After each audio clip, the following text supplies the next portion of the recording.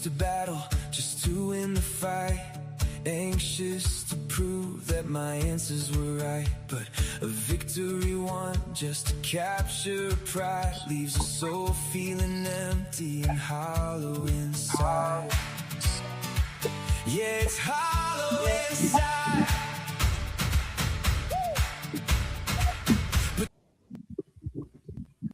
All right. We are live. What's going on, everybody? We're back with another one-on-one live conversation. Brother Reuben is back, and we're going to be talking about Torah observance. Particularly, there's a specific argument that I sent him privately, and we talked about it for a little bit. So we're going to definitely unpack that today. I call it the Covenant Exclusivity Argument. And for those that don't know, I should have done this beforehand. So my apologies. I'm just going to show the argument really quick. And I think afterward, Reuben, if you want to give a brief response before we fully jump into this, you can. Let me just find this really quick. It's got to be here somewhere, right?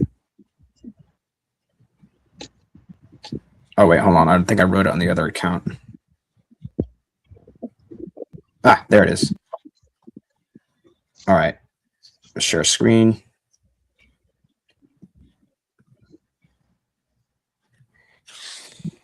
Zoom in a little bit. I think. Can I zoom in here? Oh my gosh, I don't think I can zoom in. Anyways, the screen there, essentially, you have there premise 1, the law of Christ is not identical to the law of Moses. Premise 2, a believer cannot simultaneously be under 2 distinct covenant laws at the same time. Conclusion 1, therefore, a person cannot be under both the law of Christ and the law of Moses. Premise 3, believers are under the law of Christ. Conclusion 2, therefore, believers are not under the law of Moses. Basically, the argument. Go back here.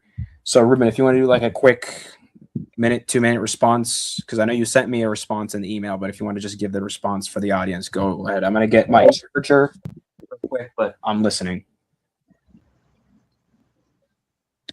So, yeah, I just appreciate you, Johnny, for having me. I just want to say hello to those who are in the audience. If there's anybody there, thank you for being here, and hope you guys enjoy this. I'm not an expert at what you'd call debating. I didn't join a debate class or anything, but this is more of really a discussion.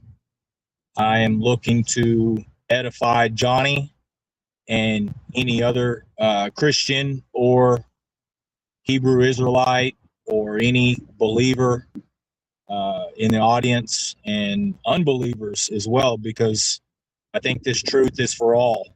So my stance, real quick, just so we're clear, is that I think that all Christians need to repent for lawlessness, and for all Trinity believers, that applies to you as well. The Father came in the flesh, and that is a salvational doctrine, and that's not really what we're having a discussion here tonight about, but it does hinge on that doctrine, and I'll explain more later. So all Christians, all Trinitarians, and anyone outside of the way need to repent and turn to the one living Elohim, whom I call Yahuwah, for the remission of your sins. And again, thank you for having me, Johnny. All right, you're not on the road, are you? Make sure you're safe, because. Yeah, I'm not traveling. I'm parked.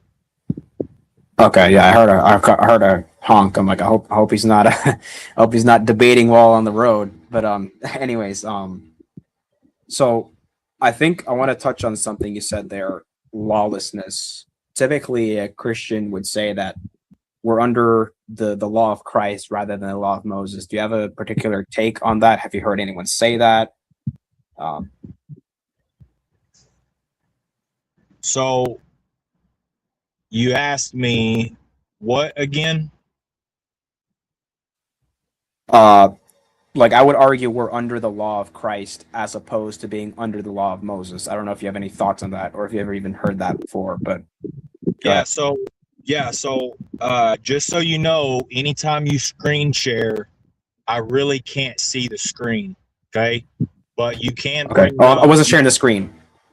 But you can bring it up for the audience whenever you want. That's totally up to you. Just so you know, I'm flipping Okay. pages. So Okay. Matthew chapter 7.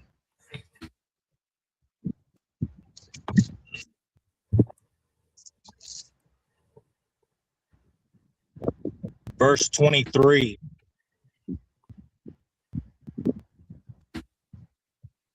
And I'm reading out of the NIV, which there's some things about the NIV that I like, but I like the ESV.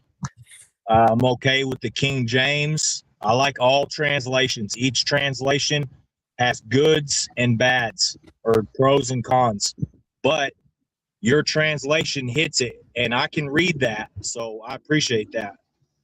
But yeah, verse 23, and then I will declare to them, I never knew you. Depart from me, you who practice lawlessness.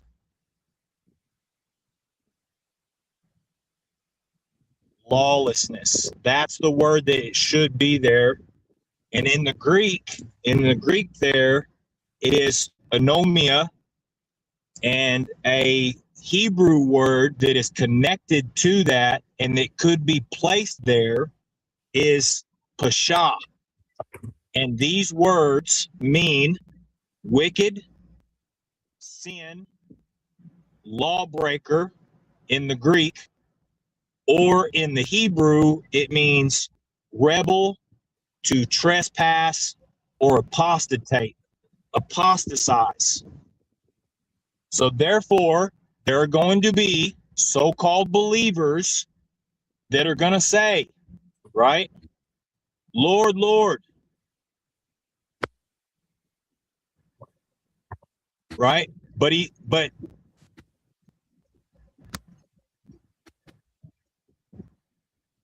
so Johnny, there's all kinds of scriptures that I can give for the foundation of what I believe, and that Christians should keep the law. And I hope that we can get into it.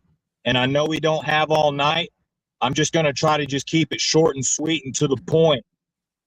So we started out with this verse. So I guess we'll make this verse my foundational verse. It literally says that many will come in his name, saying, didn't we do this? Didn't we do that? Didn't we cast out devils? Didn't we feed the poor? And he's going to say, depart from me, for I never knew you, you workers of lawlessness. Now, the question is really overall is, which law are we talking about? Christ's law or the God of the Old Testament law? That's the question.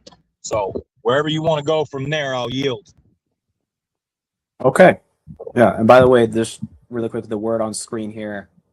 I think I would agree with you on this point, Reuben, that it's better to translate this as lawlessness rather than generically as sin or iniquity, because the word is anomia. So the prefix like atheism, lack, none, and then namia, which is a form of the word namos, which is law. So I think that'd be a better translation. But anyways, so in regards to the law of Christ, which you called it law of God, I think you said in an email too that it's not just the law of Moses, the law of God. We might touch on that in a moment, but I would argue that as the argument presents, there are key distinctions between the two. For instance, circumcision is not a part of the law of Christ. I mean, like you can look at Acts chapter 15, right? The Council of Jerusalem, where they talked about that explicitly, or even Paul's writings in the New Testament. And if that's the case, then these two laws are not identical. And since we can't be under both of them, we will have to be under the law of Christ, as the New Testament says we are. We are under the law of Christ, and the Old Testament points to that also. So that would be my argument there. And if we're going about like foundational verses, if I had to pick one, because I think I quote like 15 or 20 in the doc I sent you, but if I had to pick just one, out of all the verses I quote. I think 1 Corinthians chapter 9, 20 to 21. Let me find it, double check. Yeah, it's I'll read it here. 21 and 22. And 22. To those outside the law, I became as one outside the law, not being outside the law of God, but under the law of Christ, that I might win those outside the law. To the weak I became weak, that I might win the weak. I have become all things to all people, that by all means I might save some. Yeah. So that, I guess that would be like my foundational verse if I had to pick, or two verses, I should say, if I had to pick just one passage. But yeah, that's what I'll say there in regards to lawlessness and law of Christ. Go ahead, Reuben.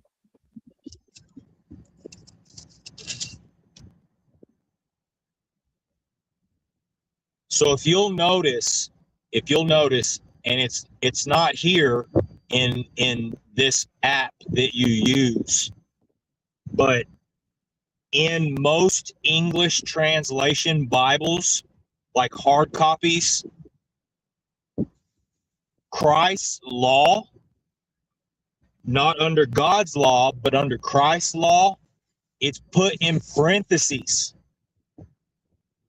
Do you know what that means, Johnny? You said, hold on. Which part? Read it again. About the middle of 21. I think I know the claim you're making. Here, let me do this, because I think if I put an NKJV or something, it will help. This? Yes. What's in parentheses? Yes. And okay. that means, Johnny, that it was added. And I can give you another example of that, where something's put in parentheses. That means that it was added. Just real quick, and I'll yield just for the audience, just so we can go to it and everybody can see it. Mark chapter 7.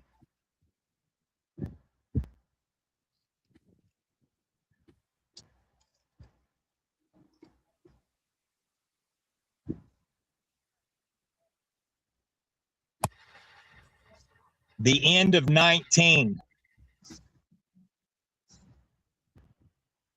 Oh, okay. This. Thus he declared all foods clean. It's in parentheses. It was added. So I'll yield there. There's no difference between God's law and Christ's law, because he's one person. It's one law for all of mankind, and that's in the Torah. And I'll yield. It? Okay. So real quick, just as a counter example, I know what you're referring to. I'll clarify it, but just real quick, Romans chapter 5 it is. Which verse is it? It starts at verse. Oh, hold on, I need it in the KJV. Give me 1 second. One moment. Take your time. Take your time. No rush. I prefer to go slow anyway. Yep. Okay, this is it. So on the right here, let me close the LSB really quick so it's easier to see. So the KJV here, this is Romans chapter 5. And in Romans chapter 5, Paul is basically talking about justification and what that implies for the believer. But setting that aside, he starts in verse 12 talking about sin entered the world through one man, talking about Adam. Then in verse 13, there's a parenthesis, and it goes all the way down, I believe, to verse 15. Or no, it's 17. Yeah, it goes down to 17. Now, these parentheses here don't necessarily indicate that there's this, this huge part of the text that was added, because I'm not aware of any, serious scholar or anyone that would say that this part of Romans was added just because of a parenthesis. These parentheses, at least in the KJV, are used to indicate that there's extra thoughts that the author is writing. So, for example, in like Mark, there they would write that to show that that was probably Mark writing that rather than Jesus's words. Now, what you're talking about are brackets in, I believe the LSB may have them. Let me double check. I don't know off the top of my head, but I know some translations use brackets to indicate, okay, this is added. So this is Mark chapter 16. Yes, okay. So look at Mark. I don't know if you can see this, but this is Mark chapter 16, verse 9. This bracket right here, and you can look at the manuscript tradition to verify this, but this bracket is here because of they think this was added to the text based on the manuscript tradition. What is this? I'll have to look at that later. I can check the footnote also just to double check. So just so usually you the footnotes that, just so Go ahead, you yeah. know, just so you know, in my NIV, you brought up Romans chapter 9 and like 5. Romans 5, right? Yeah. And then you put up what was in parentheses, and it was like what, like 6 verses. Mine didn't have the parentheses at all. Just so you know, in the NIV, it did not have the parentheses. Okay. And then now here in Mark 16,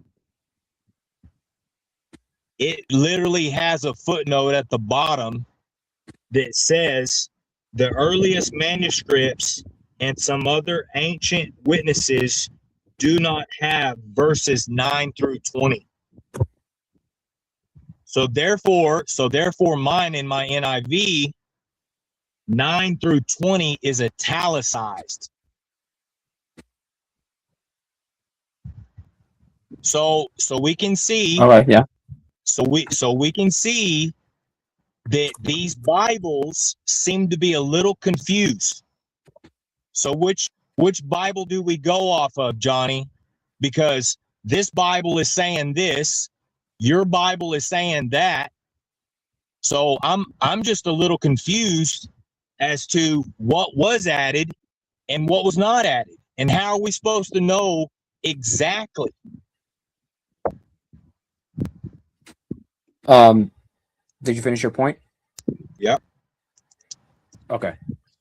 So usually in the footnote they'll say, like, for instance, the regular parentheses in your translation, I'm assuming, they'll say in a footnote why they did what they did, especially if online on Bible Gateway, there's a translation called the NET, the New English Translation. And there's a lot of footnotes explaining their decisions, especially in regards to the biblical manuscripts and why they choose a particular translation. So, if anything, if something comes into dispute, like we can go to the manuscripts and see, okay, which one is a better reading. But pretty much every time, at least for me, my arguments don't necessarily depend upon the manuscript tradition. Like, for instance, in 1 Corinthians, which I think you're pointing to something similar that I noticed. I don't think this translation mentions it here. Hold on a second. Let me put the parallel Bibles. Okay, yeah. So I think you're pointing to something in verse 21, if I'm not mistaken, where it's parenthesized. Yeah, this. This isn't added, but what you might argue, where is it? When Paul says not being myself under the law, like, you can't argue that's added because some manuscripts omit that, although the earliest manuscripts include it. But regardless, like, if you were to argue that, I could grant that and still argue my point because the thought is still the same in the verse, if you get what I'm saying. Like, we can talk about these variants in the manuscripts and unpack them, but I think for the most part they're all inconsequential to what I'm arguing. Yeah, I mean, that's the way I feel too, Johnny. I feel like you brought up 1 Corinthians 9 in verse 21 and how in parentheses it literally says not under God's law but under Christ's law. And my argument is that it's all one law. So therefore that is irrelevant. Like I feel like it's added. Like that's what I feel like, is because there's only one law. So your argument is that the argument for you is still right there outside of the parentheses, though not being myself under the law. But I'm going to show you tonight, Johnny, how there's two different laws. There's two different laws. And the law that he's talking about is the law of sin and death, not the law of God. And we can go there right now so that I can finish my point. And that's Romans chapter 7. Right.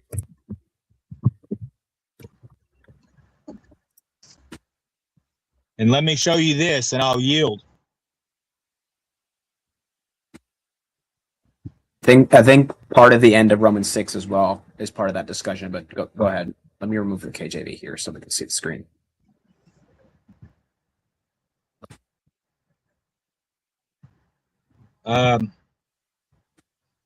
So I'm trying to find it.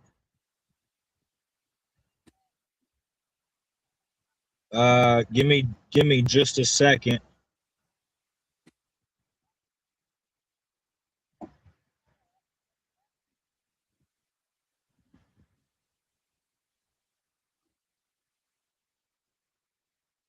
Are you looking in your physical Bible? Yeah. Okay. Really quick, just for the audience, this is Center for New Testament Restoration. It has all of 1 Corinthians 9:21 and all the earliest manuscripts, but I won't go too deep into that now because we're on another point. Verse 23, Johnny. Verse 23. But I see a different law in my members, waging war against the law of my mind and making me captive to the law of sin, which is in my members. Okay, yeah. So the Paul's struggle with sin and the law, sin telling him to do one thing. Okay, yeah. So my point is that Paul is saying he is free from the law of sin and death because his debt was paid. In Colossians chapter 2, it speaks about that, about how he just get real quick, Colossians chapter 2.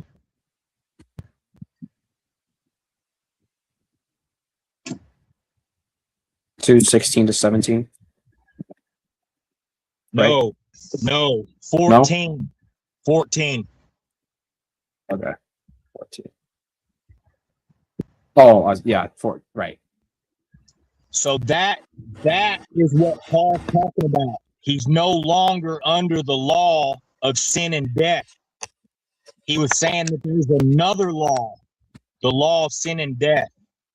So therefore, there is two laws. There is the law of God and the law of Christ, and then there's another law, the law of sin and death, and that's what he is not under. I think I've proven my point, and I'll yield.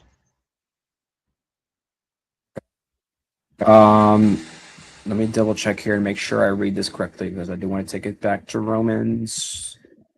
Okay, something about right. At least from the law, I indicted by it, which we're restrained, was that we serve in the newness of the Spirit. Okay. So I think if you read Romans in context, says, or do you not know, brothers, this is chapter 7. Actually, let me show it. I'm sorry, I should have shared the screen. For I'm speaking to those who know the law, that the law is the master over a person as long as he lives. For the married woman has been bound to her husband while he's living, but if her husband dies, she is released from the law concerning her husband. So then, if while her husband is living, she is joined to another man, she shall be called an adulteress. But if her husband dies, she is free from the law, so that she is not an adulteress, though she is joined to another man. So, Paul here is talking about, he's giving the example of marriage, and in marriage, the man and woman are joined, they're one flesh, and Christ says what God has joined together, let not man separate, right? So if she goes after another man, that's adultery, right? The law forbids that. But if the husband dies, she's free to marry another. So then he takes that in verse 4, says, so my brothers, you also were made to die to the law through the body of Christ, so that you might be joined to another, to him who was raised from the dead, in order that we might bear fruit for God. For while we were in the flesh, the sinful passions which were aroused by the law were at work in our members to bear fruit for death. I think he expands upon this in the next section. Yes, he does. Okay, I'm going to keep reading real quick. Whoops, hold on, let me remove this from the screen.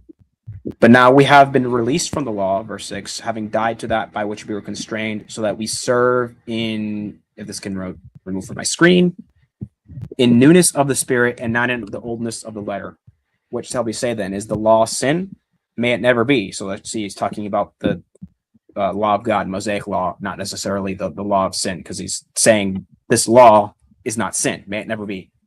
Rather, I would not come to know sin except through the law. Reference, like, for example, Romans 3, verse 20, I believe, where he says, by the law's knowledge of sin. For I would not have known about coveting if the law had not said, you shall not covet. But sin, taking opportunity through the commandment, worked out in me coveting of every kind. Right? So, when a sinful man, I won't just say Paul, I'll just say when a sinful man sees the commandments, essentially, the commandments of God, the natural inclination is to go against that, right? The natural inclination is now you want to do the opposite. An analogy that I've heard is if I say, don't press the button, now you're tempted, you want to press the button, right? Now that just because I said no. So I think contextually, not just in Romans 7, but in the overall context, Paul talks about the law here as in reference to the law of Moses or the law of God in the old covenant. And how we are free from that. And we'll get to this later if you want to stay on this point, but I did want to just quickly reiterate that I have points where the law of Christ is specifically distinct from the law of Moses, for example, circumcision or the sacrifice. So we can get to that later if you want to, because I think that is an important conversation, but the floor is yours. Yeah, I'd like to stay right here. Johnny, go back up, will you? To the beginning. First one. Right. So, right, he's talking about a husband and wife, right? Now that's in the law of Moses, right? So let me ask you this. Does this still apply to a woman today? What he says here in Romans 7 at the beginning? Yeah, for a married woman has been bound by law to her husband. That's true. I would say yes. A married woman is bound to her husband. And as long as he is alive, she is bound to her husband. Now, if he dies, then she is released from that covenant and she is now able to remarry. So my point is I just want to clarify that this still applies to the woman today. She's still bound under that law today. Okay. So now I would like to go down, if you would, to let me just catch up real quick. Go slow. Go back up to 4. Go back up to 4. To 4? Yep. Okay. So it says right here, to him who was raised from the dead in order that we might bear fruit. Okay.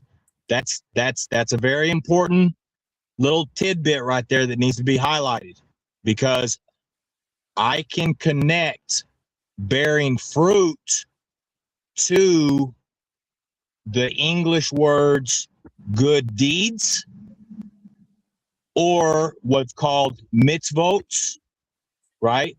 They're good deeds. We'll just say good deeds. We'll maybe hit on that later.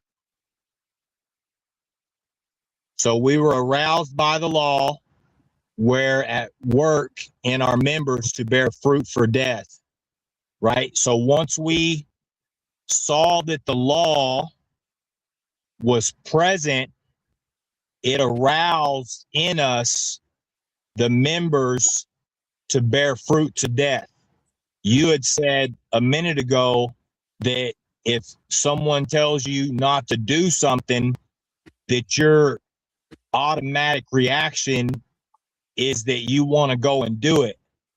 And I would say, yeah, for the immature or the child, but when we became a man, we put away childish things.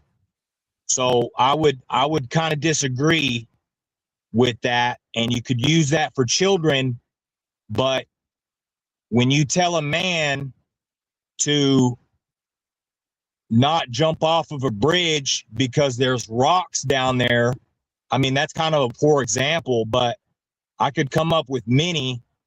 The man is going to simply say, okay, I get it. So I disagreed with that. So That's what I meant to say, by the way, for a child pushing the button. So right. Forgive me for that, but go ahead. So it says, but now we have been released from the law, having died to that by which we were constrained, so that we may serve. That's a key word there. Serve in newness, right? So we're no longer the old man. We're the new man in Christ, able to serve. Okay, that word serve right there, Johnny, goes back to the Old Testament. That's an Old Testament word, and it means to worship, to obey. And there's no change in that. I really wished we had this stuff in the Hebrew. And just so everybody knows, the New Testament was originally written in Hebrew, and that changes everything. All right. So to serve in the newness of the Spirit and not in the oldness of the letter. So let's get into that real quick about the letter of the law versus the spirit of the law. Just real quick, the letter of the law is do not murder, Johnny. And let me ask you that real quick. Are the 10 Commandments still valid to man today? I would say there could be some overlap, but I don't follow them strictly because they're in the old covenant. Ah, okay. So basically, and look, I've got to take pot shots at you every now and then because it's the only way that I can voice it, in a sense, is that now you're cherry picking on what you obey. So now it's okay to murder, or it's okay to commit adultery, or it's okay to steal, or it's okay to covet your neighbor's wife. Johnny, you know good and well, man, that those things are still valid and binding on us today. And those were given to us from God through angels to Moses to all of Israel. They're still binding today. So the letter of the law is don't steal and don't murder, don't covet. But the Messiah brought the spirit of the law, which is don't hate your brother in your heart. That is murder. See, that's what we got to understand, is that the law is good, right? Just like Paul said, the law is good. It's holy. It's spiritual. Psalms 19, it says it brings life, right? It helps you to see, right? But the Messiah brought the intent of the heart. That is what is the spirit of the law. All right, so one more thing. Scroll up a little bit. There was one thing in no, verse 7. Verse 7. Verse 7? No, back down. Are we still in? Oh, okay, yeah, hold on. taking opportunity through the commandment worked out in me, coveting ever for apart from the law, sin is death. Now I was alive apart from the law, but when the commandment came, sin revived and I died. Oh, it was the other thing that I was going to comment on, and then I'll yield, because what Paul said was that he, in the law of his mind, that's what I was going to comment, was chapter 7, verse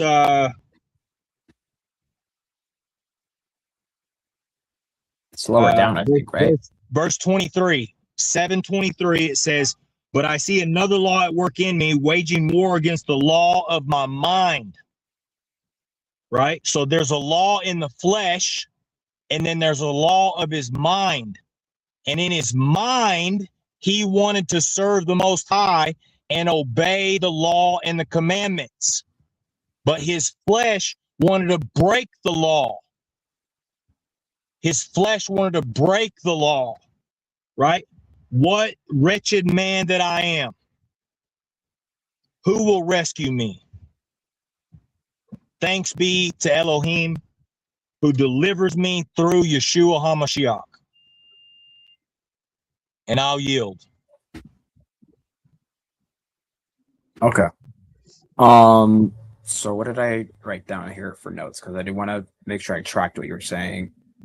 Okay, so marriage and then overlap. Okay. So marriage, when you asked me earlier about marriage, do we still keep that and the 10 Commandments? Essentially what I was saying was not that I picked my favorite parts, but that there is overlap between the law of Christ and the law of God in the Old Testament, meaning that, okay, so there are commandments that are reiterated in the New Covenant. For instance, Christ reiterates not to murder, right? But there's some that are not reiterated. Like the moral commands are all reiterated. We are to serve God and keep the what's called natural law, right? The moral commands of God. I think Romans 2:14 and 15 talks about that. But there are commands that are just not reiterated in the New Testament. For instance, circumcision. I said this already. Acts chapter 15 speaks of circumcision, and the decree was to not enforce this upon the believers, particularly the Gentile believers, especially because they weren't even, that had nothing to do with them, especially. And the circumcision of the New Testament is a greater one, a circumcision of the heart, right? Whereas, I mean, the Old Covenant spoke of that, but it was also focused on physical circumcision, which the New Testament just doesn't require. So when I say that there's overlap, but I don't follow it just because it's found in the Old Covenant, I mean that I don't follow a command just because it's a part of the law of Moses or the law of and we'll talk about that, I think, soon, about whether we can call it the law of Moses, but just for now, the law of God in the Old Covenant. The reason I say I don't follow it just strictly because I'm not under that law. So just because it's found in that law doesn't mean I'm required to follow it. If it's a part of the law of Christ, absolutely, I devote myself to it.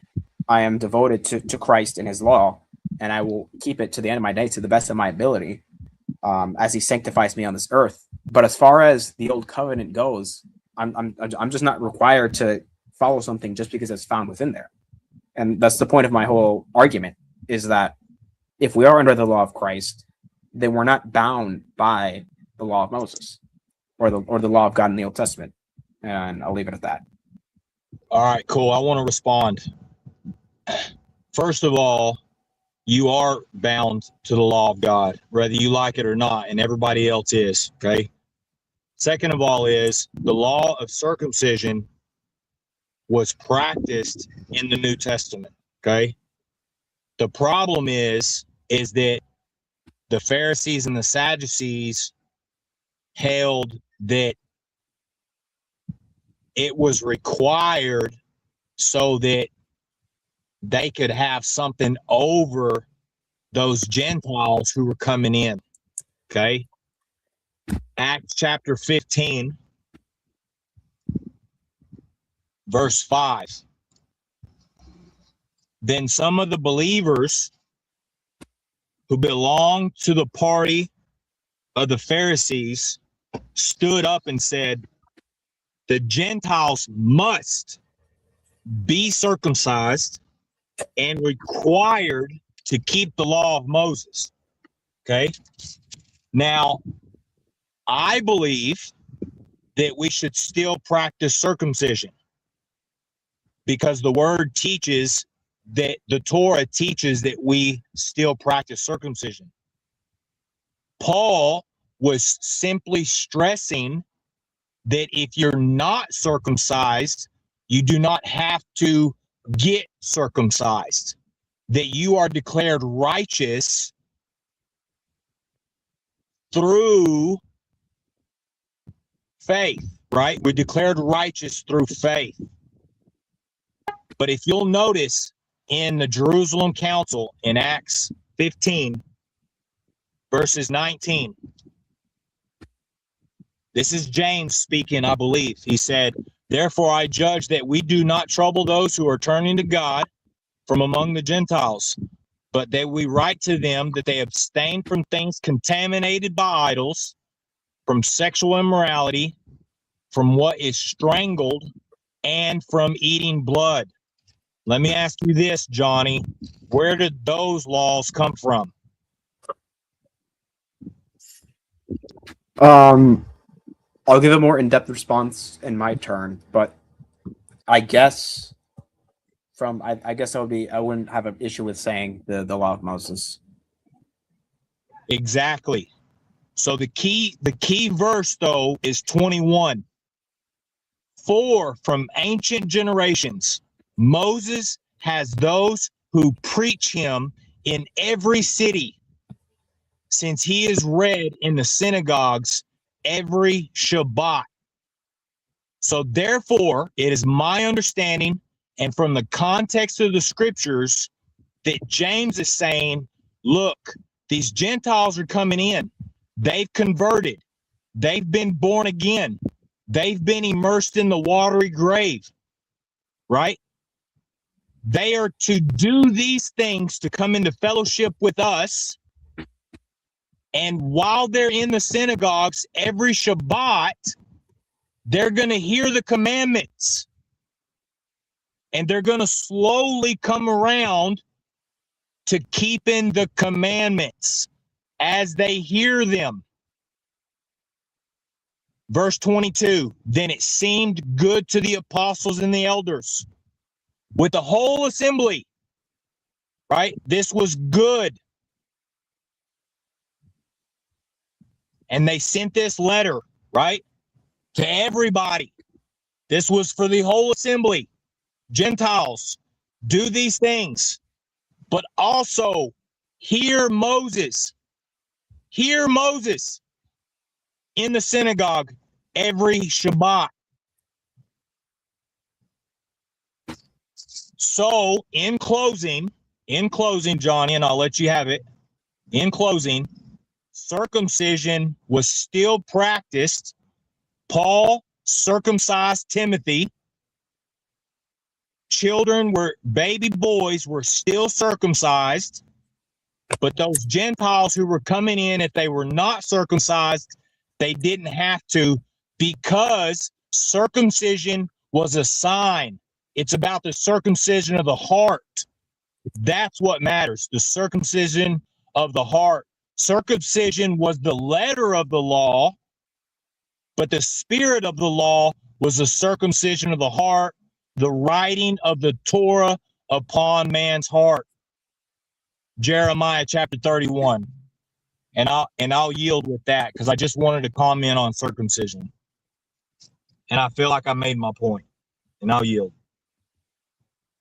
Okay. By the way, how much time do you have? Because I don't want to keep you here too long. I can go all night probably, but I don't know if you're busy. So. I mean, I've got hours, bud. I've got hours. How many? All right. How many people are in the audience? Right now 4, and they're commenting right now. They're commenting away. They're giving their thoughts. Maybe we can go through some comments later. Yeah, and Q&A. All right. Yeah, we'll look at that afterward. I'll give my response and then we'll see. We'll go from there. So I wanted to mention this now, and if we can expand upon this. But there are instances. Let me just look it up real quick. Scripture. Probably should have done this beforehand. Joshua 8:31-32. Double check.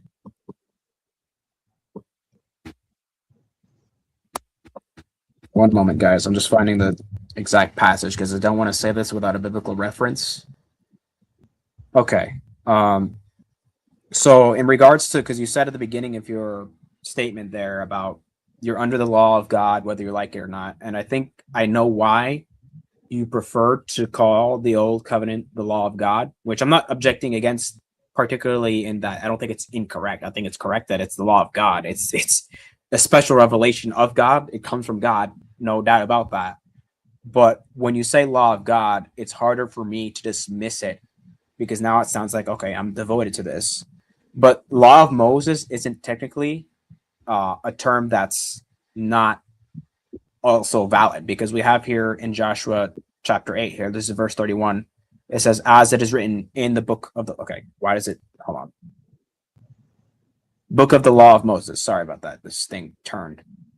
So I think either or, both of those terms can be valid. But the point is, when we're talking about that in the context of the old covenant, from my position, I would hold the old covenant as fulfilled and Christians are not under it, is basically would be my viewpoint in regards to that.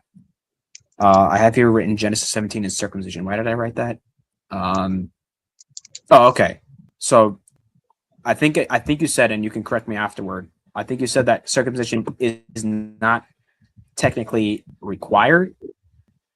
I should have pulled this up too, but it is, or I did have it pulled up, but I took it away. That's what happened. Hold on. Let me go back. I think it's in Genesis 17:13. Let me double check. Okay, no, it's 14. Sorry. But an uncircumcised male who is not circumcised in the flesh of his foreskin, that person shall be cut off from his people. He has broken my covenant.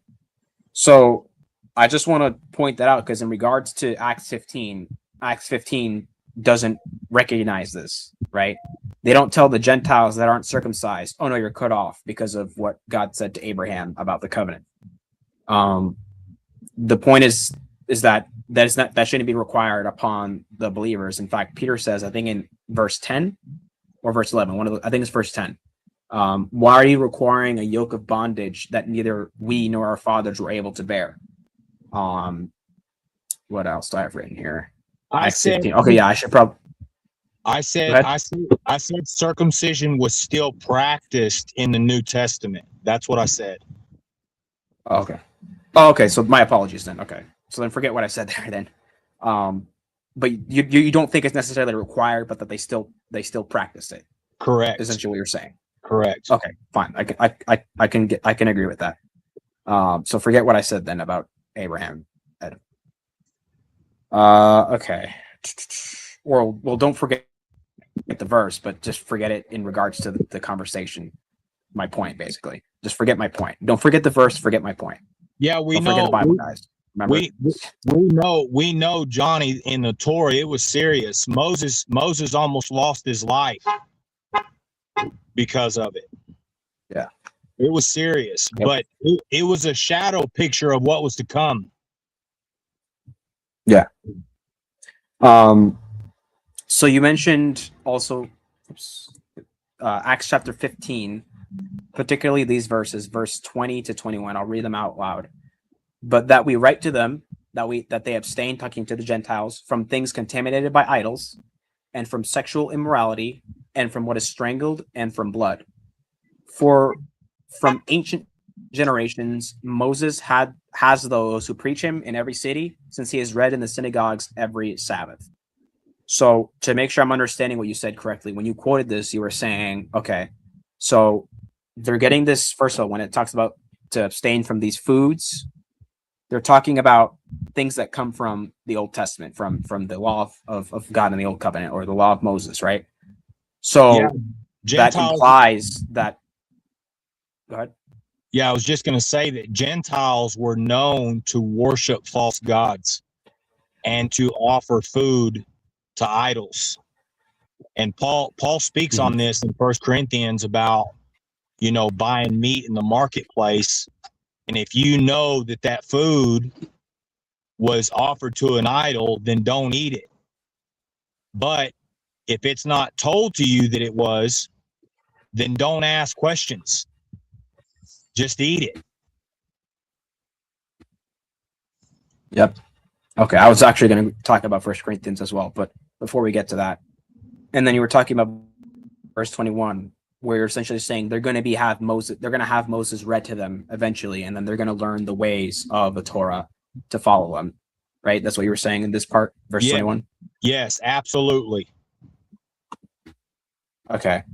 I have spoke on this in the past, not responding to a Torah observant necessarily. I was actually responding to Yehunith in Truth, who recently revealed that he rejects Paul, and I was also in part responding to Muslims that like to use this to discredit Paul, because when you see this, it says here, okay, you have to abstain from the food that is contaminated by idols, right? Sacrifice to idols, etc., etc. But in 1 Corinthians, like you just mentioned, Paul doesn't, you know, he has, you know, list of things to do for discernment, obviously. But at the end of the day, he says, if no one tells you it's an idol, at the end of the day, it's food, just eat it, right? And then he talks about conscience, obviously, right? Like if it violates your conscience to eat food that's sacrificed to idols, don't eat it. He's resolving that dispute, and he's talking about conscience, right? I think he says in 1 Corinthians 8, when he talks about one God, the Father, his point there is not just that monotheism is true, but also he's talking about, we know that these things have no power over us, right? He's talking about the people that know, and tells them to show love, meaning that, you know, if you have an issue with eating meat sacrificed to idols, whereas I don't, instead of me telling you, well, it's not necessarily wrong, I should show love and try to relate to you in that, and maybe I'll avoid that food as well if we're at a gathering or something, right? So people use this to say that Paul contradicts this. So I'm just saying, like, we should be careful in the way we understand it, because if we're going to say this shows an absolute necessity that the Gentiles had to, you know, keep, then it seems like Paul would be contradicting this in his letters, and we don't want that to be the case. I had a commentary on my bookshelf, but I don't have it on the bookshelf at the moment because my friend has it. I would read it right now, but anyways, it is what it is. But he essentially argues in the commentary that this was a temporary dealing, just because, like you said, they're known to worship idols and get into paganism. This was a way to avoid that. So just keep this temporarily before they learn. That gets to verse 21. I could agree that it's talking about that they're going to hear Moses, but another interpretation I've heard is that it's not necessarily talking about how they're going to hear Moses, but that this command here was not given to the Jews because they had already heard Moses, and thus they did not need this to be given to them. But either way, I think the point stands. I'm gonna try to wrap. Excuse me. I'm gonna try to wrap up quickly here.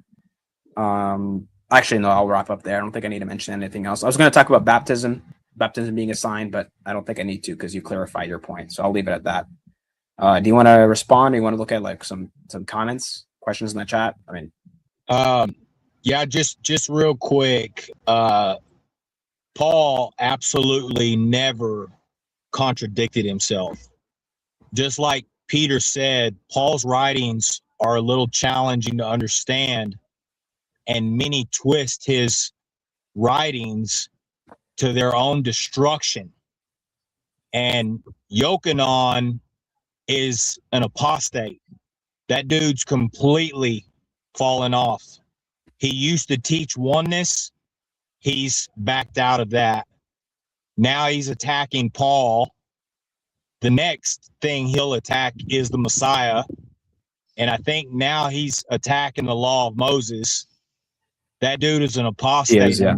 I don't recommend anybody listening to him. And that's crazy. That's crazy, Johnny, because that's where it starts. It's like these people, they start one with the law, and then they're attacking Paul, and then they're attacking the Messiah. Then before you know it, they turn their back on the New Testament.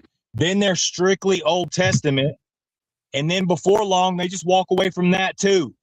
So it is a vicious, vicious snowball, and it's straight wicked. It's anti, no doubt about it. So just so everybody knows in the audience that, and you, Johnny, that I stand 10 toes down for the Messiah.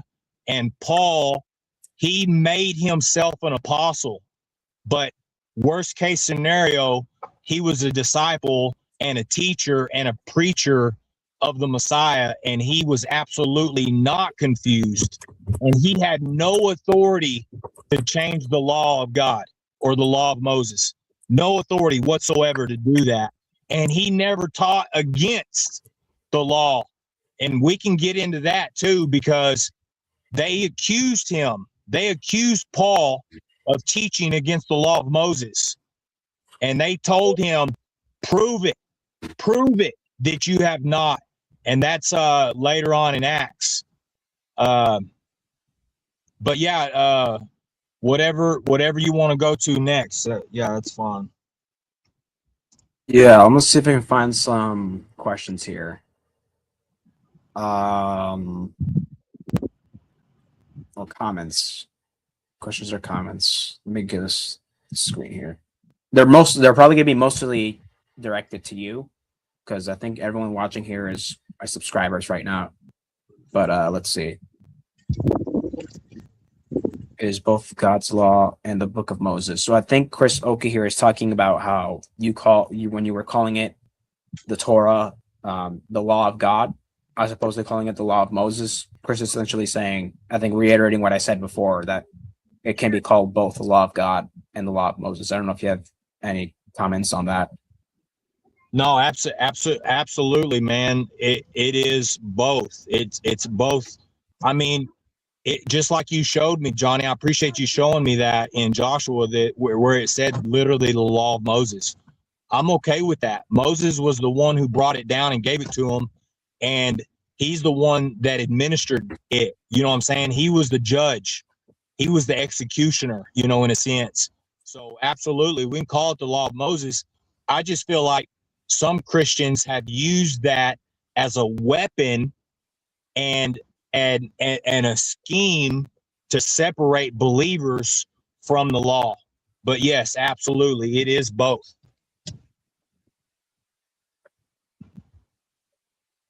Okay. I don't think there's too many questions here. I'm trying to find, but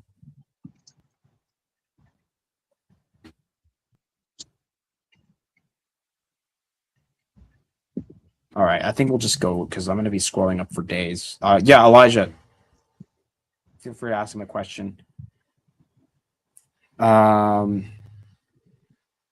Chris says, if you respect Paul, why are you denying his point that we are not needing circumcision? I think Reuben corrected himself, or corrected me at least, when about what he said, because he didn't say we need it. His position is that they were still practicing it in the New Testament to a certain extent, which, I mean, I think that's at least fair to say. Like, Titus was circumcised, but they weren't practicing it as a requirement for salvation.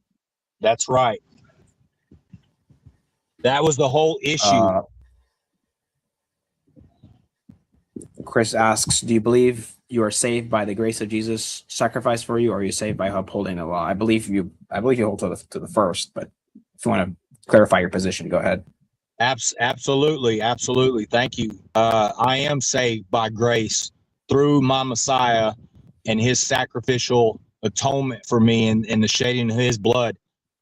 We cannot earn our salvation. I do not seek to keep the law for salvation. That's what Yeshua rebuked. That's what Paul rebuked. That's what James rebuked. That's what the whole issue was about, was these men practice the law for salvation. I do not practice the law for salvation. I practice the law because I love Elohim. For in 1 John it says, those who love me will keep my commandments, and those who say that they love me and don't keep my commandments are liars, and the truth ain't in them. That's 1 John 4, I believe, right? 2 to Yes. not 2 to 3, 4 to 5, I think. Elijah, slave of Adonai Elijah, who apparently he says is I'm his son. Do you need to be under something fulfilled? For example, does Jesus have to fast 40 days again to fulfill Israel's exile? And I think he's talking about, essentially, if you're not familiar with this, Matthew.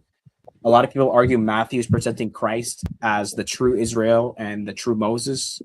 For example, there's like 5 discourses in Matthew, like the Olivet Discourse, that seem to be parallel to the Torah, and how Christ was, for example, he was saved from a tyrant. Herod tried to kill all the children another 2 years, but Christ was saved from that, right? Because they fled to Egypt. So I think he's alluding to that, and essentially what Elijah's asking is, does he need to do that again? Let's go. Or is it already fulfilled? Let's go to Matthew chapter 5 and that verse 17, and let's look it up in the Greek. Okay, hold on a second. I found a really cool Bible app. And I can't get to it right now, but in this Bible app, it literally gives you the Greek and the equivalent in Hebrew. It is awesome. So underline or highlight that word fulfill. Okay. Do you know the name of it? Because I actually might check it out. That does sound interesting. I don't, but I can email it to you. Okay. Email to me whenever you can. Okay. So to highlight fulfill. Yeah, so do not think that I came to abolish the law, which I think that's pretty clear, right? He's saying I didn't come to abolish it, right? That's very clear. Or the prophets. And see, that's key there too, Johnny, is because the prophets are tied to the law of Moses. It's all the Old Testament, it's the Tanakh. But I came to fulfill, right? So can we look that word up in the Greek? And what does that word fulfill mean for Elijah?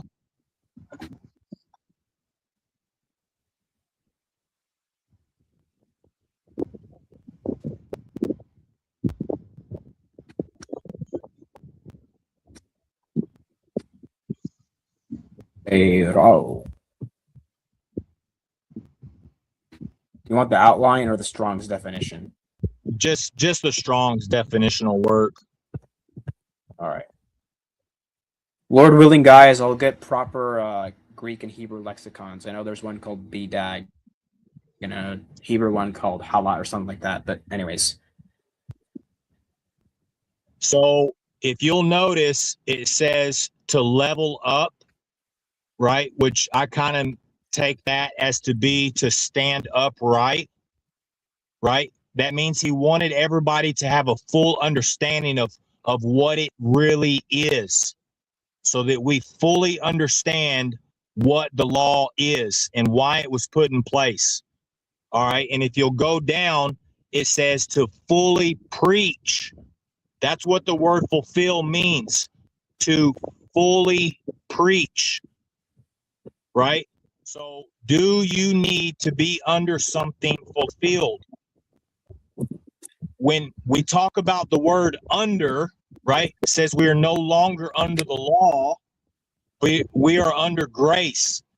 That means that we are not under the condemnation of the law. We talked about that earlier in Romans. For there is another law. We talked about that in Colossians, how the debt, that's what we were under, we were under the debt of breaking it. And that's what was nailed to the cross, not the law of Moses. But does Jesus have to fast 40 days again to fulfill Israel's exile? I don't understand what 40 days in the wilderness has to do with fulfilling Israel's exile. So I don't know. I'll yield. I think it's talking about it's parallel to Israel's 40 years in the wilderness, where Christ was 40 days in the wilderness fasting, and then Israel was tempted in the wilderness where they failed, whereas Christ was oh my goodness, he overcame, he succeeded against Satan. But anyways, I think he asked a second question.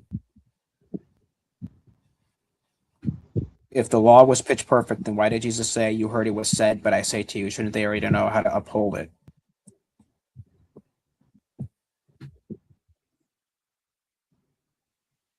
Because he was talking about the intent. So I think he's referring to. He was talking about the intent. He was talking about the intent of the heart. They were so focused on the letter of the law that they were missing the intent of it.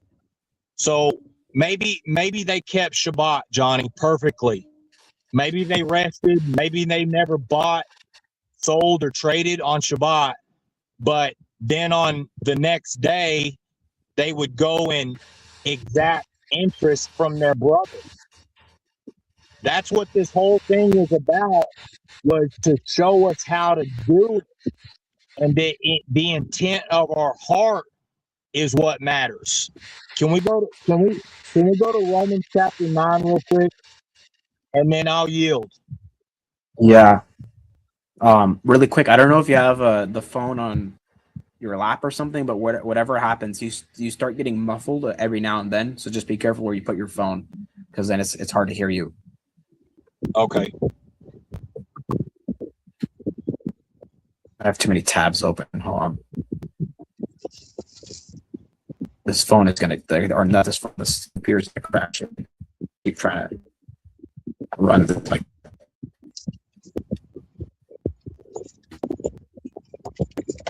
All right, Romans 9. What verse?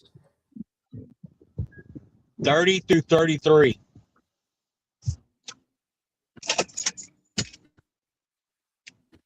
And this will wrap this whole thing up right here. Romans 9, 30 through 33. It says, "What then shall we say? That the Gentiles who did not pursue righteousness have obtained it, a righteousness that is by faith. But the people of Israel who pursued the law as the way of righteousness have not attained their goal." Why not? Because they pursued it not by faith, but as if it were by works. They stumbled over the stumbling stone. So, in conclusion, Gentiles obtained righteousness through belief and then observed the law through faith, but Israel missed the mark because they pursued the law outside of faith and therefore lost righteousness.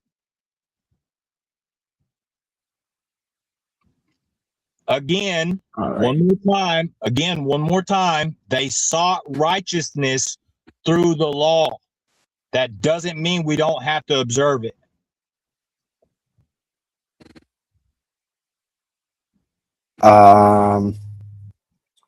Chris Oakey says, I put in Discord a cool Bible app that Christian King created. I'm working on Islam section for it and Christian crossref. Okay, I'll check it out afterward, Chris. Thank you. All right. Elijah says chapter 10 refutes him.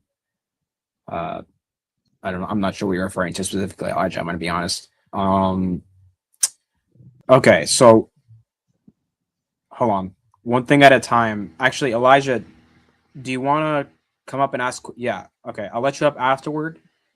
But before we do that, I do want to ask you something, Reuben. Let me put the link in. I'm only doing this because we already had a good chat, so I'm not afraid of someone like, ruining this. Is that okay, Reuben, if I bring up Elijah, or do you rather us I would really not. I'd really rather not, to be honest with you. Okay. So tell you what, Elijah, because I remember I did tell him in the emails that it was just us, so I don't want to break my word. So, Elijah, just if you guys want to talk another time or something, I mean, I can host that if you guys would want to do that. But anyways, if you want to say what you had in the chat, feel free. But question on Matthew 5, because this is something I encountered again with it's Muslims trying to make contradictions in the Bible where they don't exist, and this one is in regards to Matthew. So I'm going to put these two verses. It's Matthew 5:17 and Ephesians 2, I think 15 to 16.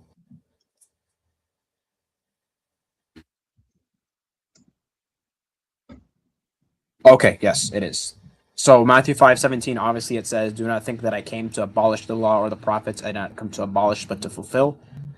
And then Ephesians 2:15 to 16 says, "By abolishing in his flesh the enmity, the law of commandments contained in ordinances, so that in himself he might create the two into one new man, making peace, and might reconcile them both in one body to God through the cross, having himself put to death the enmity." So basically, the argument that people will make is that, oh, you see, it's a contradiction because Christ said he didn't come to abolish, but Paul says he did. Now, how I answer this is that I think abolish is being used in two different ways here, and even the Greek words are different, slightly different, not too much different, but slightly. So when Christ is talking about abolish here, he's talking about overthrowing. Christ is affirming the inerrancy of the Old Testament here, essentially.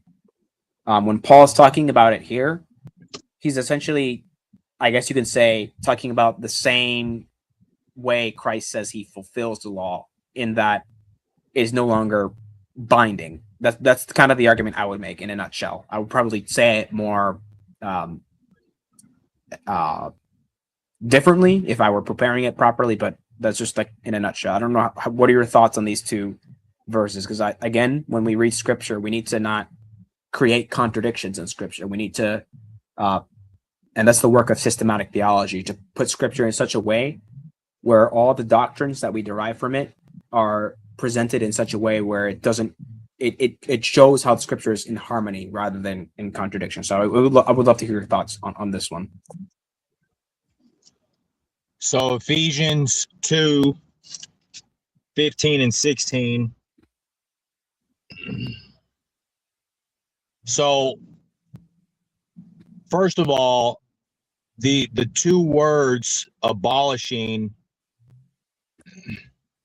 may be the same words in the Greek, but we have to understand the context of it. And in order to understand, they're different words. Huh? They're different words in the Greek. They're different words in the Greek. Okay, slightly awesome. Different. Okay, so that proves my point, is the context of the scriptures. You can't take one scripture in the middle of a chapter and create a doctrine out of it. You have to go up, 5, 6, 7, 8 verses to understand what they're trying to portray here. And Paul is simply saying that in the Messiah's flesh, he abolished the enmity, right? The law of commandments contained in ordinances, so that he himself might create the two into one new man, making peace, and might reconcile them both in one body to God through the cross, having in himself put to death the enmity. See, the thing is that the Pharisees and the Sadducees during the time of Yeshua taught the Jews to abstain from any fellowship with the Gentiles. Ever. Gentiles were not ever to obtain salvation. ever. And this is what Paul is talking about. He has now made the two men one, and that now the Gentile can have salvation in Elohim. There's another passage I want to say where this is kind of talked about. I'm thinking maybe in Colossians 2, maybe, but there's other passages as well that this is talked about, that the Gentiles, in the Torah we can clearly see that Gentiles were allowed in Israel, and that they were to be treated as a native born. Foreigners were to be treated as native born. So one of the reasons why the Messiah came was to abolish this enmity between the Jew and the Gentile, and that the Gentile was now allowed to come into the assembly. Yeah, I think you're referencing somewhere in Deuteronomy. I don't remember the exact verse, but I saw this argument used against the Hebrew Israelite where they were pointing out in Deuteronomy, it talks about, I've made the covenant with you and the foreigner among you, or sojourner, right? The ones dwelling with you who aren't ethnically Israelites. All right. Elijah says he has one last question. If Jesus came not to change the law, why does Jesus have his own Torah? Isaiah, I probably should show the verse because I don't know if you're familiar with this or not, Reuben, but in Isaiah 42, Messianic prophecy, it says the Messiah will come with his own law. So verse 4, he will not be faint or crushed until he's established justice in the earth, and the coastlands will wait expectantly for his law. Okay, I don't know if you've ever encountered. So ahead, yeah. I mean, it doesn't change my stance at all one bit, and I can go ahead and say it. This is the crutch. This is the hinge here, is that you guys believe that Jesus is not the Father. So therefore, when I read that, even though it's a messianic prophecy, the Messiah's law is God's law because he is God. John 1:1. In the beginning was the Word was with God, and the Word is God. And God put on flesh. John 1:14. 1 Timothy 3:16. And God was manifested in the flesh. So therefore, when it says his law, it's just the Father saying his law. So I disagree with that. That's not saying Christ's own Torah. He is the Torah walking. So okay. I think we're almost ready to end, but I think before we do that, I did want to ask one more thing, because when you mentioned Romans 7, and I almost forgot to talk about this. I know Romans 7, that last part there, is heavily debated as to what exactly Paul is talking about. Some people think, let me grab the commentary, hold on, because I didn't remember what the dispute was exactly. I didn't know what my view is. So give me 1 second. Yeah, let's comment on verse 25. Go ahead while I'm pulling this up. Okay, it says in verse 25 that thanks be to God who delivers me through Yeshua, our master. So then I myself, in my mind, am a slave to God's law. Like I said earlier, Paul talked about his mind and how his mind, he desires to observe God's law, but he sees another law in effect in his flesh, right? Who's going to save him, right? But so then I myself in my mind am a slave to God's law, but in my sinful nature, a slave to the law of sin and death. When you sin, you bring about death. When you break God's law, you bring about death. If you murder, you will die. If you kill by the sword, you will die by the sword. If you commit adultery, you will die. If you remain a liar, you will die. If you remain an idolater, you will die.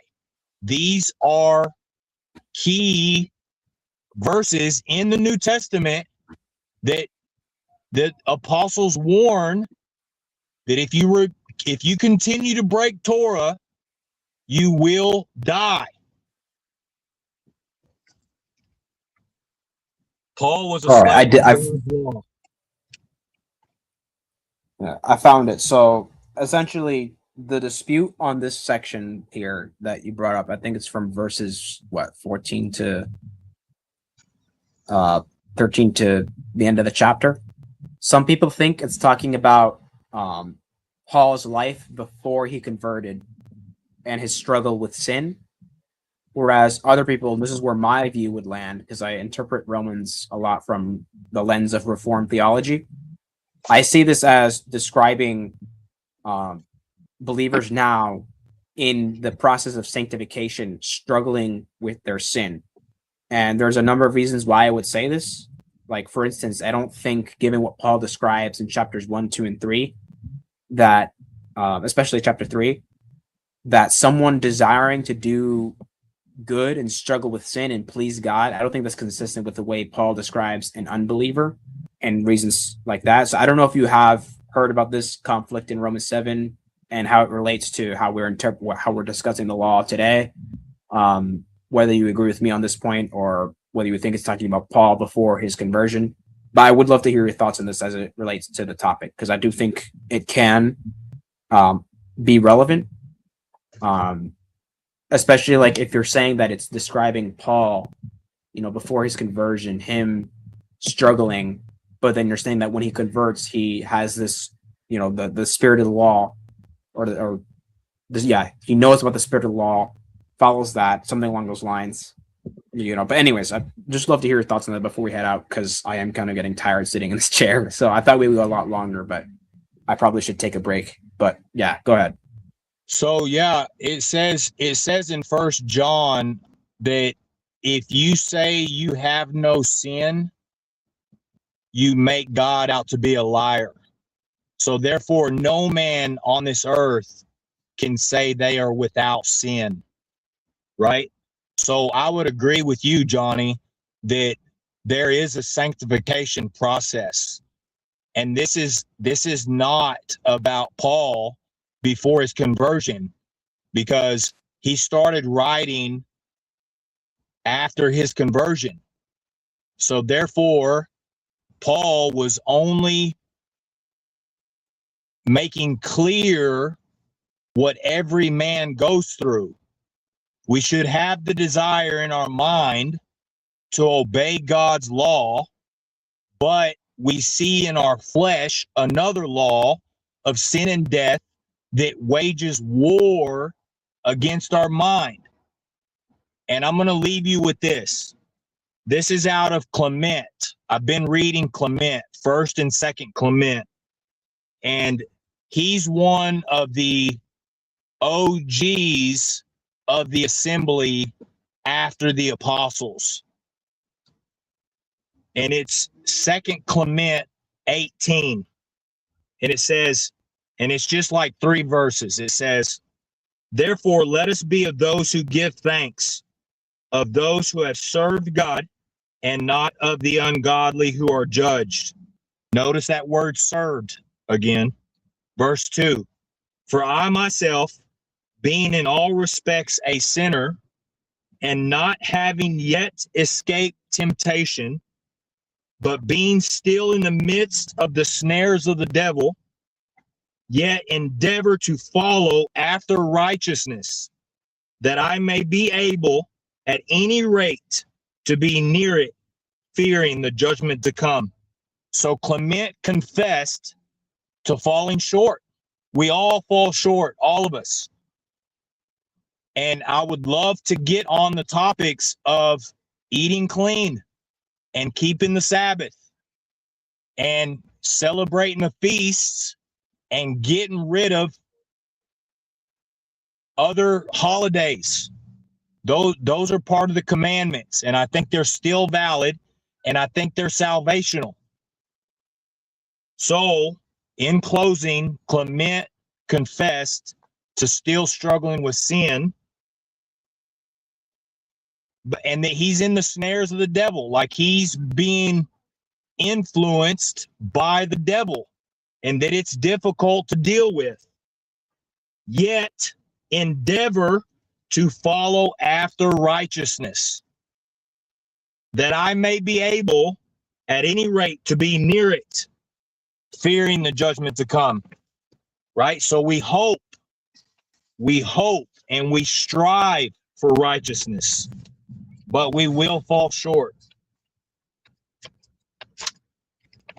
In closing, I would like for you to post this on my channel, if at all possible. Can you download this on my channel, Johnny? Yeah. What I can do, I can send you the it has to take time to like download on YouTube or whatever, because I can't download it immediately for whatever reason. But once it like finishes rendering on YouTube, I can download my own videos. So if you want, I can send you the whole stream through email, or if you want a particular clip, let me know. Just like email me and say, hey, I want this clip of the stream, and you can post whatever you want from it. Because this is your stream too, in a way, since you were here. So just let me know, and I'll get it for you. Okay. Well, I just again, I want to thank you, Johnny, and I hope that you learned something. I hope that you were edified in some kind of way, and I hope that some of the guys in the audience were edified. And I just seek to be in one mind and one accord, right? And Paul said, I seek to see Christ manifested in you, right? Until he comes, right? So that we may be in one mind and one accord. But Christianity, bro, is it's falsehood. So anyways, I do love y'all, man. I wouldn't do this, Johnny, if I didn't love y'all, man. I mean, yeah, like from your perspective, if you believe you have the truth, then you would want to tell it to me if you cared about my salvation. And likewise for me, if I care about you, I would want to tell you the truth. So that's why we're here. Chris said I can download it from StreamYard, so I might do that. But just let me know by email whatever you need, and I'll get it for you. I might like chop it up on CapCut or something. Just let me know if you want the whole thing, or I just want this whole video on my channel. That's all. I just want the whole discussion. Thing, yeah, the whole thing on my channel. Okay. Yeah, I can do that. I'll email it to you, and I think you can just download it and upload it or whatever. But yeah. Awesome. All right. You mentioned at the end the Sabbath and food laws. Do you want to touch on that quickly before we go, or? Yeah, just real quick, man. Just like the 10 Commandments, they're all still valid. And the Shabbat is number 4. And it's the only commandment where 3 different titles of the Most High are given, like him being the author, him being the finisher, him being the sealer, him being the king, and stuff like that. And then, on the food laws, man, he commanded us to eat clean. And if we don't eat clean, then we're going to suffer through diseases and cancer. Food can cause diseases and cancer and worms. So those laws were put in place for a reason. Noah, when he got on the ark, he brought in clean and unclean animals. It literally says that. And then now it says in Mark 7 that Jesus made all foods clean. Like I said earlier, I think that was added because Peter in Acts 10 said, Lord, I have never put nothing unclean in my mouth. And just real quick in closing, there was a part where Peter was hanging out with Gentiles, and then when Jews would come along, Peter would pull away from the Gentiles, and Paul rebuked Peter openly. And see, a lot of Christians take that out of context, but what Paul was trying to teach him is that, hey, you're trying to turn these Gentiles into Jews, but then you're peddling back when the Jews come around. You're being a hypocrite, and now you're causing even your brothers to stumble and to fall away. So what Paul was saying is that, yes, we are trying to turn Gentiles into Jews.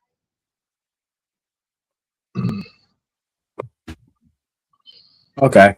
I'm not gonna give like a full breakdown of all the arguments I have here, but in regards to diet and the Sabbath, I do think, obviously, a lot of people tell me this in regards to the Sabbath and the food laws. I often hear about health and the need for rest, which I agree. But I think when it comes to our obligation to God, covenant-wise, as far as that goes, I don't think those are required. If you're talking about we should keep these because of health and rest, I think that's another point that can be discussed. But just as far as what the law of Christ requires, I don't think that's a part of it. For instance, I think Hebrews 4 shows, I believe we have spoke about Hebrews 4 in the past. I think it shows Christ being the fulfillment of the Sabbath, he being our rest. And I think some of the verses you bring up, like, for example, Acts chapter 10, Peter, when he says that about the food, immediately in the vision, God says, what I have made clean, do not call unclean, something along those lines. I'm paraphrasing. Now, I don't usually use that verse per se, because later in chapter 11, it shows that it's talking about Gentile salvation rather than food itself. I think by extension, it can be talking about food, given that it would include the lifestyle of the Gentiles. For instance, Galatians 2, which you mentioned, why would Peter be afraid with eating with the Gentiles in the presence of Jews if it wasn't because he was also eating the same kinds of foods they would have been eating, which the Jews would have avoided? So that's just kind of some of the comments I would have there. But I think we have spoken on this already when we spoke about this like a year or two ago. So I don't think I need to go too in depth now.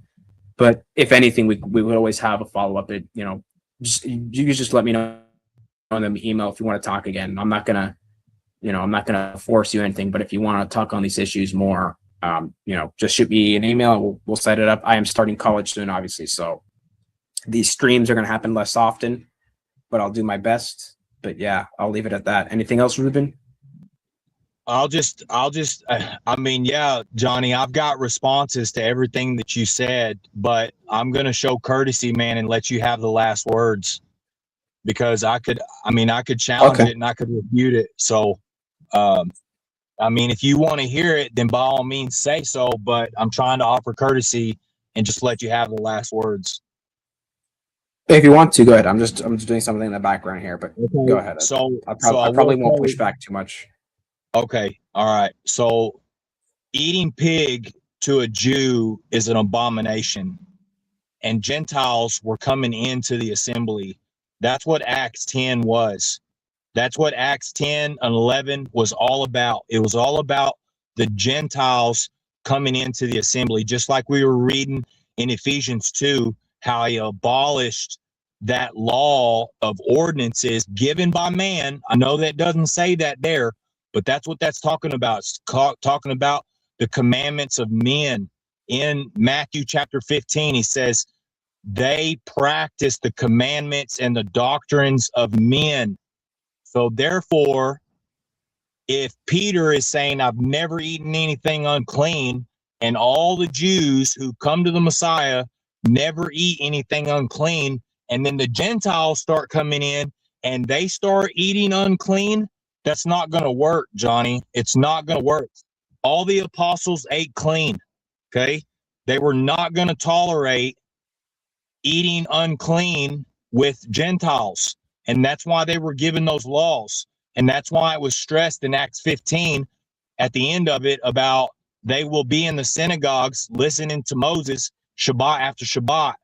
Those laws would have come up eventually, trust me. And another thing on the Shabbat, if you guys are working on the Shabbat and the Jews are resting on the Shabbat, how's that going to work? How are we going to come into fellowship that way? See, we have to understand who the Jews are and who are the Gentiles. And that's a whole nother subject. That's a whole nother, discussion there. But that's what the Messiah came to do. He came to abolish all these divisions and come to set the record straight on what we are to observe and what are traditions of men. Jim Staley does a really good teaching on traditions versus, or what's it called? It's called Truth or Traditions by Jim Staley. I definitely recommend it. Looking up right now. Jim Staley. I feel like I've heard it. Is that it, or? I mean, I could keep going, man. People who keep the Shabbat, man, live longer. I mean, it's guaranteed, bro, that it's better to rest one day a week. And the Shabbat was always Friday night to Saturday night. It's always been on the seventh day. Even as far back as the Messiah, we've always had a 7-day week. And all the apostles kept the Shabbat. Acts 13. Check out Acts 13. The Shabbat is mentioned like 4 times in Acts 13.